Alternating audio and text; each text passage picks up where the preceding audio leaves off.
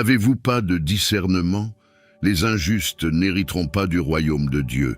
Ne vous y trompez pas, ni les impurs, ni les idolâtres, ni les adultères, ni ceux qui pratiquent les pratiques homosexuelles, ni les sodomites, ni les voleurs, ni les cupides, ni les ivrognes, ni les calomniateurs, ni ceux qui exploitent les autres, n'hériteront du royaume de Dieu. 1 Corinthiens chapitre 6, versets 9 et 10. Aujourd'hui, nous allons aborder des sujets sérieux et cruciaux, les péchés graves selon la Bible. Si vous êtes confronté à l'un de ces problèmes, sachez qu'il y a de l'espoir et de la guérison en Jésus-Christ. Même si la société moderne normalise ou même célèbre ces comportements, ils sont considérés comme de sérieux écarts par rapport aux normes divines à notre égard. La parole de Dieu est claire lorsqu'il s'agit de la sexualité humaine. Le sexe est un don merveilleux dans le cadre du mariage, mais Dieu a fixé des limites claires dans les Écritures. Transgresser ces limites nous place dans le domaine du péché sexuel, avec de profondes conséquences. Commençons par le péché de l'homosexualité. En tant que chrétiens, nous devons affronter ce problème de front. Notre foi est basée sur la vérité inaltérable de la parole de Dieu, qui ne permet aucun compromis en matière de péché. Dans Lévitique, chapitre 18, verset 22, nous trouvons une interdiction directe de la pratique homosexuelle. Vous ne coucherez pas avec un homme comme avec une femme, c'est détestable. Dans le Nouveau Testament, Paul aborde également cette question dans Romains chapitre 1, versets 26 et 27, montrant comment cela conduit à des comportements sexuels contre nature. Malgré les différentes époques et cultures, le message est clair. L'homosexualité est contraire au projet divin sur les relations humaines. Cependant, la bonne nouvelle est qu'il existe une rédemption pour tous ceux qui se tournent vers Christ, quel que soit leur passé.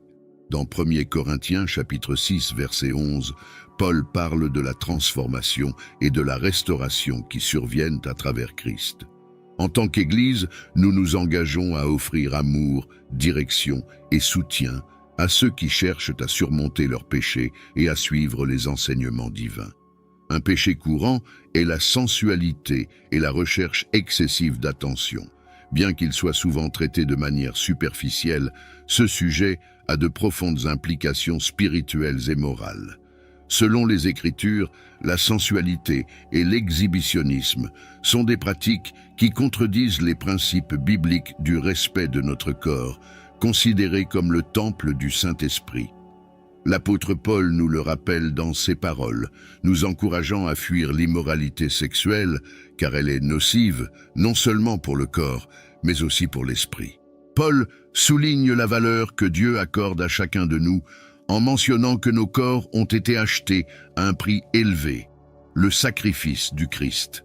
Jésus nous met également en garde contre le danger d'entretenir des désirs impurs dans notre cœur. Nous vivons dans une société qui glorifie souvent l'exposition du corps de manière provocatrice, à travers les médias, la mode et les réseaux sociaux, remettant en question les principes de pudeur et de pureté. En tant que disciples du Christ, nous sommes appelés à vivre de manière à ce que nos actions et nos choix reflètent les valeurs du royaume de Dieu, contrairement aux valeurs mondaines qui nous entourent. L'exhibitionnisme et la sensualité déforment non seulement la vision divine de la sexualité humaine, mais ils déprécient également la valeur intrinsèque des gens, les transformant en de simples objets de désir. Cela est conforme à ce qu'enseigne la Bible, reconnaissant chaque individu comme une création précieuse de Dieu, méritant respect et amour. Par conséquent, mes frères et sœurs, nous devons réfléchir à la manière dont nous présentons notre corps au monde. La façon dont nous nous habillons et agissons doit refléter la sainteté et la pureté que Dieu nous enseigne. N'oublions pas que nous sommes appelés à être la lumière du monde et le sel de la terre, chargés de faire la différence et de glorifier Dieu dans toutes nos actions, y compris la façon dont nous nous habillons et nous comportons. Nous devons être constamment vigilants et conscients que, par nos choix, nous pouvons montrer l'exemple, en montrant au monde la beauté et la dignité d'une vie guidée par les principes divins. Puissions-nous chaque jour faire des choix qui glorifient Dieu et motivent les autres à rechercher la pureté dans tous les domaines de leur vie. Amen. Parlant du péché d'adultère, c'est un sujet délicat mais crucial à aborder, car ses conséquences sont profondément dévastatrices, tant spirituelles qu'émotionnelles. Les Saintes Écritures nous donnent des instructions claires et directes à ce sujet, et il est de notre devoir en tant que chrétiens de comprendre et de suivre ces enseignements. Dans Proverbes chapitre 6, verset 32, nous sommes confrontés à la gravité de cet acte. Celui qui commet un adultère avec une femme manque d'intelligence. Celui qui le fait se détruit lui-même. Ces paroles ne sont pas seulement un avertissement, mais une affirmation de la douloureuse réalité des conséquences de l'adultère. Ce péché brise non seulement la confiance, mais rompt également le lien de nos relations les plus sacrées, comme le mariage. Jésus, dans son ministère, a renforcé et élargi cette compréhension de l'adultère, allant au-delà de l'acte physique. Dans Matthieu chapitre 5, versets 27 et 28, il nous enseigne « Vous avez entendu qu'il a été dit « Tu ne commettras pas d'adultère ». Mais je vous dis que quiconque regarde une femme avec un esprit impur a déjà commis adultère dans son cœur avec elle. » Avec ces paroles, Jésus établit une norme élevée. Il ne s'agit pas seulement d'éviter l'infidélité physique, mais aussi de cultiver un cœur pur et un engagement inébranlable envers votre conjoint.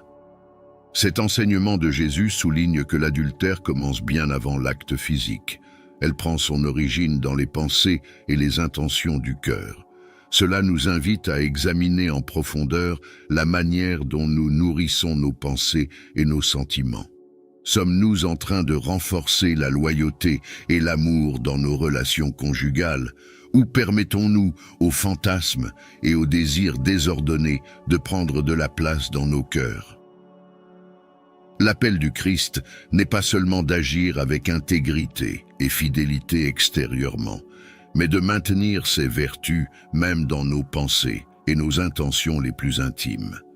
Il veut que nos relations conjugales soient le reflet de l'engagement et de l'amour sacrificiel dont il fait preuve envers l'Église. Comme le décrit Éphésiens chapitre 5, verset 25. « Maris, aimez vos femmes, tout comme Christ a aimé l'Église et a donné sa vie pour elle.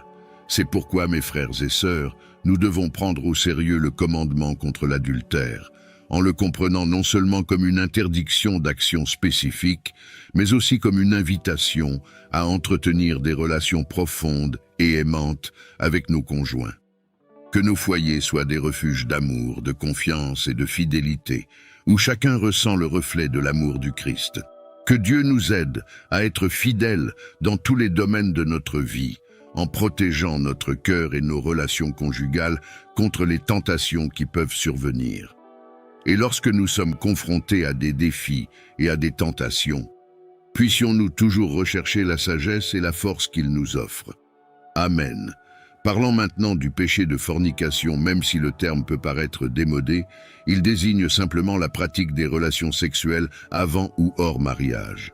Il est crucial de comprendre ce que la Bible enseigne à ce sujet et pourquoi nous devrions prendre cet enseignement au sérieux en tant que disciples du Christ. Dans 1 Corinthiens chapitre 7, verset 2, Paul nous donne des conseils pratiques et directs, soulignant l'importance de la fidélité conjugale au milieu des tentations sexuelles. Il répond à la nécessité pour chacun d'avoir son propre conjoint, évitant ainsi l'immoralité sexuelle qui était courante à l'époque. Paul souligne l'importance de vivre d'une manière qui glorifie Dieu à travers notre sexualité.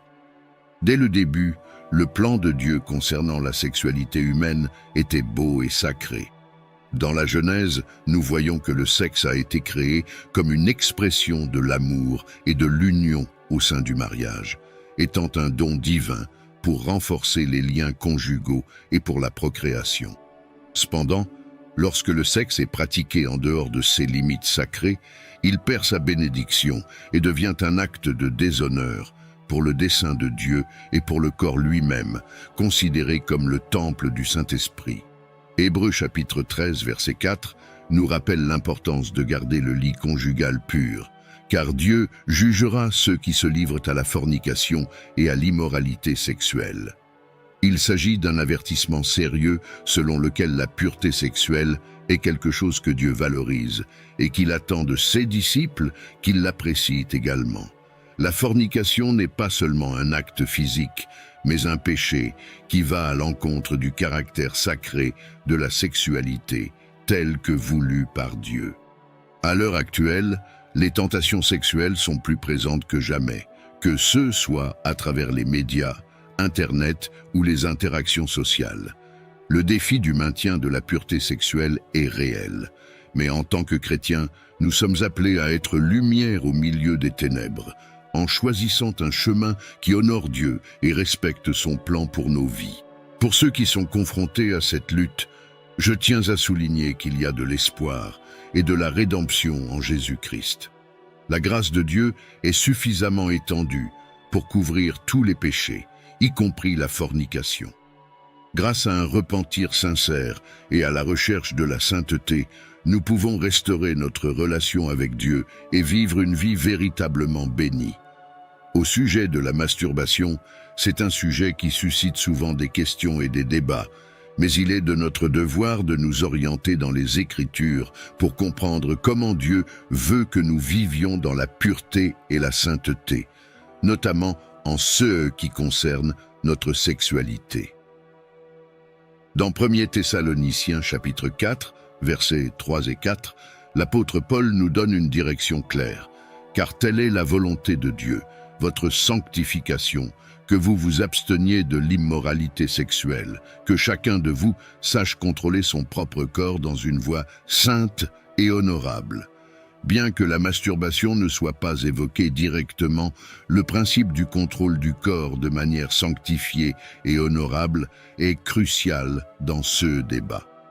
La masturbation est souvent considérée comme une pratique solitaire pouvant conduire à une vision égoïste du corps. En tant que chrétiens, nous sommes appelés à consacrer nos corps à Dieu et à servir le royaume, reconnaissant que nos corps sont des temples du Saint-Esprit, comme Paul le mentionne dans 1 Corinthiens chapitre 6, versets 19 et 20. Ne savez-vous pas que votre corps est-il un temple du Saint-Esprit qui habite en vous, que vous possédez de la part de Dieu, et qui ne vous appartient pas parce que vous avez été racheté à un prix? Glorifiez donc Dieu dans votre corps. La pratique de la masturbation peut constituer un défi important à l'appel à la sanctification, pour plusieurs raisons. Premièrement, cela implique souvent des fantasmes sexuels qui peuvent conduire à un état de convoitise et de désir, contrairement aux enseignements du Christ sur la pureté de pensée et d'action. Jésus nous avertit dans Matthieu chapitre 5, verset 28, que même regarder quelqu'un avec convoitise, c'est commettre un adultère dans le cœur. De plus, la masturbation peut créer un cycle de dépendance qui isole l'individu, détournant ses énergies et ses désirs vers la satisfaction personnelle, plutôt que de promouvoir des relations saines et sanctifiées avec Dieu et les autres. Cela peut être particulièrement préjudiciable lorsqu'il interfère avec la formation de relations conjugales que Dieu a conçues pour être des sources d'amour, de soutien mutuel et de croissance spirituelle. Cependant, il est essentiel de se rappeler que notre Dieu est un Dieu de grâce et de miséricorde. Si quelqu'un est aux prises avec ce péché ou avec tout autre péché, la grâce de Dieu est disponible pour apporter le pardon et la guérison. Jean nous rappelle dans Jean 1er chapitre 1, verset 9, que si nous confessons nos péchés, il est fidèle et juste pour nous pardonner et nous purifier de toute injustice. Par conséquent, frères et sœurs, puissions-nous chercher à vivre d'une manière qui glorifie Dieu avec notre corps, en gardant nos pensées et nos actions pures, comme nous l'enseignent les Saintes Écritures. Faisons face à ces défis, non pas avec jugement ou honte, mais avec un cœur tourné vers la guérison, l'amour et la rédemption qui ne peuvent être trouvés qu'en Jésus-Christ. Amen. Péché numéro 6, la prostitution. Dans 1 Corinthiens chapitre 6, versets 15 et 16, Paul nous présente une vision percutante sur ce sujet. « Ne savez-vous pas que vos corps sont membres du Christ ? Vais-je prendre les membres du Christ et en faire les membres d'une prostituée ? Ne savez-vous pas que quiconque s'unit à une prostituée ne fait qu'un seul corps avec elle ? Car il est écrit, les deux deviendront une seule chair. » Dans ce passage, Paul souligne que lier notre corps, qui fait partie du Christ, à une prostituée, est un grand déshonneur pour l'engagement sacré que nous avons avec le Seigneur. La prostitution est condamnée dans les Écritures non seulement parce qu'elle est un péché sexuel, mais aussi parce qu'elle manque de respect à son propre corps, qui, comme le souligne Paul, doit être un temple du Saint-Esprit. De plus, la prostitution implique souvent exploitation et abus, en contradiction avec le commandement chrétien d'aimer et de respecter les autres. Ce péché est souvent décrit dans la Bible comme un symbole d'infidélité spirituelle. Les prophètes de l'Ancien Testament, tels qu'Osée et Jérémie, utilisent la métaphore de la prostitution pour illustrer l'éloignement d'Israël de Dieu, montrant comment lui perçoit l'infidélité spirituelle et physique. Par exemple, dans Osée, le prophète est invité à se marier avec une prostituée pour symboliser la relation de Dieu avec Israël qui, malgré son infidélité, reste la cible de l'amour rédempteur de Dieu. Outre ses conséquences spirituelles, la prostitution a de profondes répercussions sur les sphères psychologiques et sociales. Cela dégrade les personnes impliquées et perpétue les cycles d'abus et d'exploitation. Il est vital qu'en tant que membres de la communauté chrétienne, non seulement nous dénoncions ce comportement, mais que nous agissions également comme catalyseurs de transformation, en offrant soutien, soins et opportunités de rétablissement à ceux qui sont impliqués dans cette pratique. En tant que disciples du Christ, nous sommes appelés à rechercher la justice, à pratiquer la miséricorde et à marcher avec humilité devant Dieu. Michée chapitre 6, verset 8.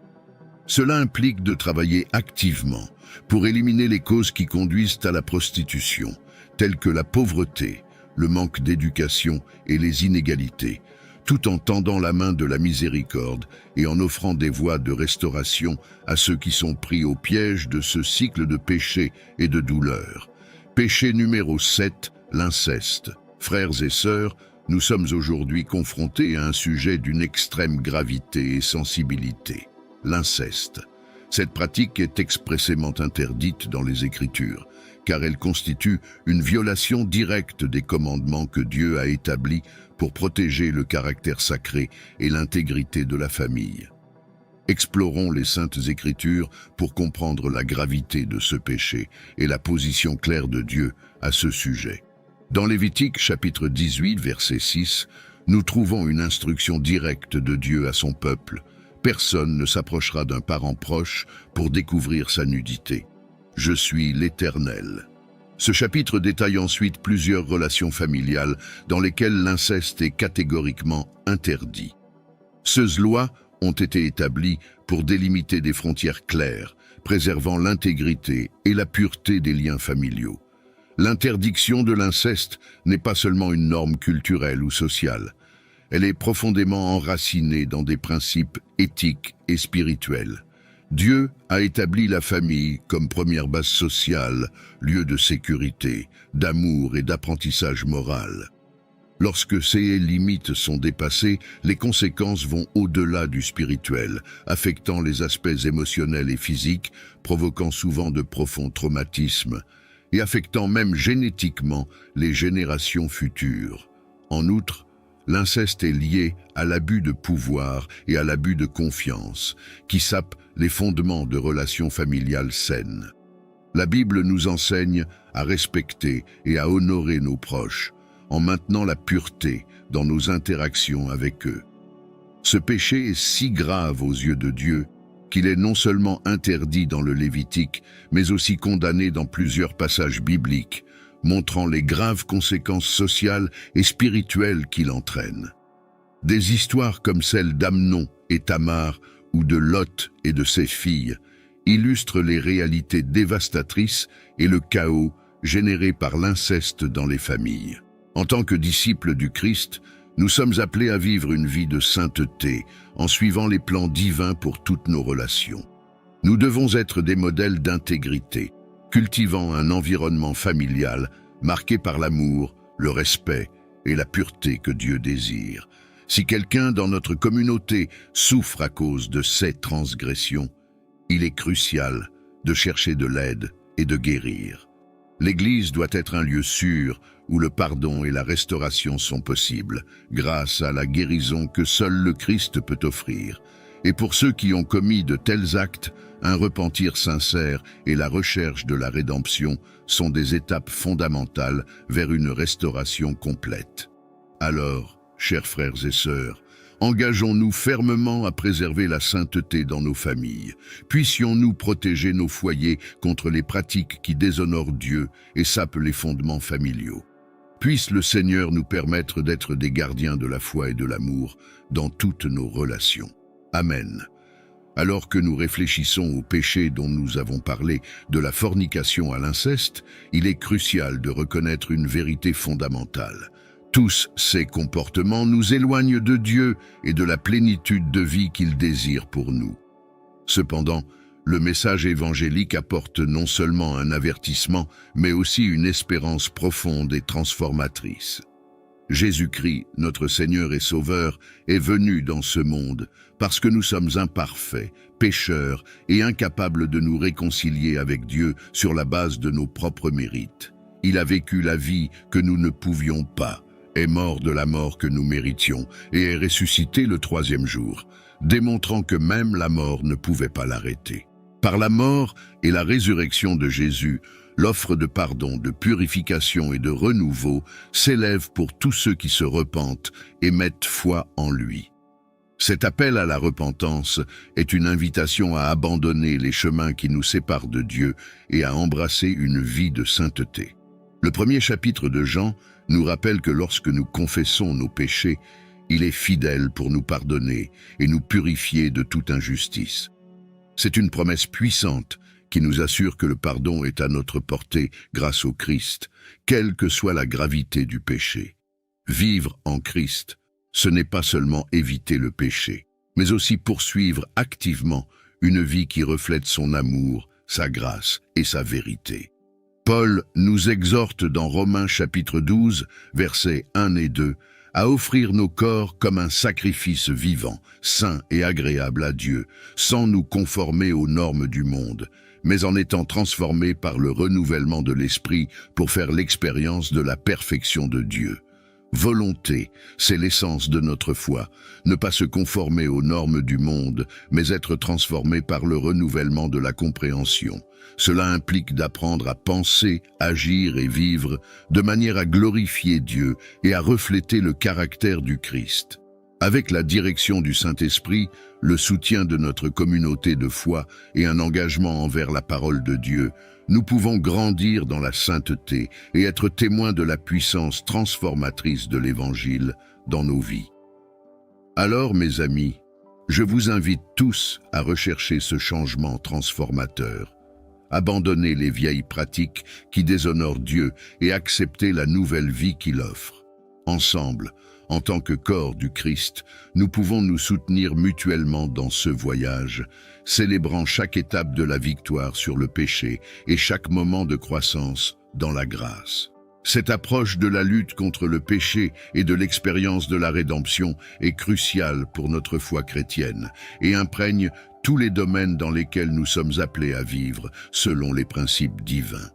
En tant que communauté de foi, nous devons toujours être prêts à aider ceux qui cherchent un chemin vers Dieu, en leur offrant un environnement accueillant et des ressources pour leur croissance spirituelle. Cependant, il est essentiel de rappeler que le cheminement spirituel est unique et personnel à chaque individu. Nous encourageons chaque personne à entretenir de véritables relations avec d'autres croyants, à participer à des études bibliques et à s'engager dans des pratiques spirituelles qui renforcent sa foi et sa compréhension des Écritures.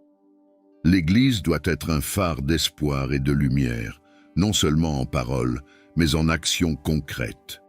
Nous devons être proactifs dans notre communauté, faire preuve d'amour, de compassion et tendre la main à ceux qui en ont besoin. Notre foi doit se manifester à travers nos actions bienveillantes et notre engagement en faveur de la justice sociale.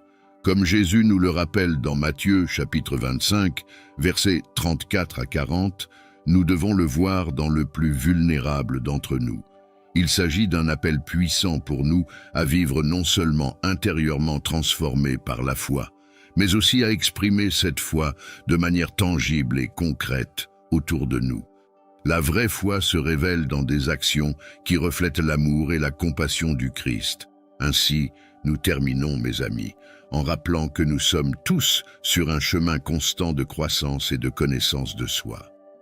Puisse chacun de nous s'efforcer d'être à la hauteur des nobles idéaux de notre foi, en cherchant toujours à se rapprocher de Dieu et à être des canaux de sa paix et de sa grâce dans le monde.